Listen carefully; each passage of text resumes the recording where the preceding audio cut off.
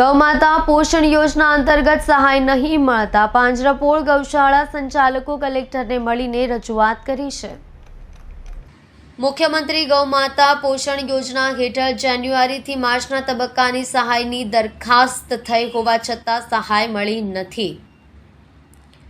મુખ્યમંત્રી ગૌમાતા પોષણ યોજના હેઠળ ચાલુ વર્ષે 3 તબક્કાની સહાય સમયે મળી ગઈ છે અને ચોથો તબક્કો એટલે જાન્યુઆરીથી માર્ચની સહાય માટે સરકાર દ્વારા ઓનલાઈન અરજી વહેલી મંગાવતા સંસ્થાઓ દ્વારા તે અરજીઓ સમયસર કરી સંબંધિત કચેરીએ મોકલી આપી હતી। તે પ્રમાણે ગુજરાતની તમામ સંસ્થાઓએ અરજી કરતા ગુજરાતના 7 થી 8 જિલ્લાઓમાં ચોથા તબક્કાની સહાય સંસ્થાઓને મળી ગઈ છે, જ્યારે સુરત, અમદાવાદ, કચ્છ, બનાસકાંઠા સહિતના જિલ્લાની સંસ્થાઓની સહાય હજુ સુધી મળી નથી, જેને લઈને આજે પાંજરાપોળ ગૌશાળા સંચાલકો કલેક્ટરને મળીને રજૂઆત કરી છે।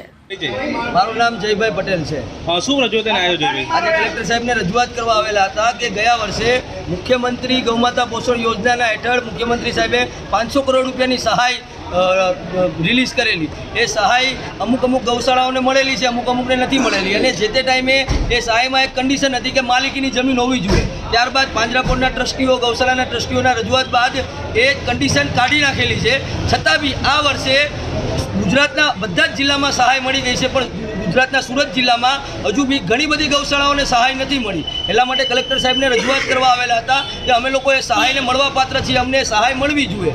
અને જે ગૌશાળાને નથી મળી એ ગૌશાળા આજે સરકારનું જ કામ કરી રહી છે। રોડ પર રખડતી ગૌમાતાઓ, એક્સિડન્ટ થતી ગૌમાતાઓ, બધી ગૌમાતાઓને એ જ ગૌશાળાઓ સાચવે છે। જો એ ગૌશાળા ન સાચવે તો રોડ પર પબ્લિકને આપત્તિ ઊભી થાય, સરકારને આપત્તિ ઊભી થાય, વાહન વ્યવહારમાં આપત્તિ ઊભી થાય, તો છતાં બી આ સરકારનું કામ એ ગૌશાળાઓ કરી રહી છે, અને એ ગૌશાળાને આજે સહાય નથી મળી। અને હિન્દુત્વવાદી સરકાર છે, ગૌમાતાના નામે બનેલી સરકાર છે, તો આજે સરકાર પાસેથી એક આશા છે કે જે લોકો આ ગૌશાળા સંચાલકો છે એ લોકોને એની સહાય પૂરતી મળી રહે।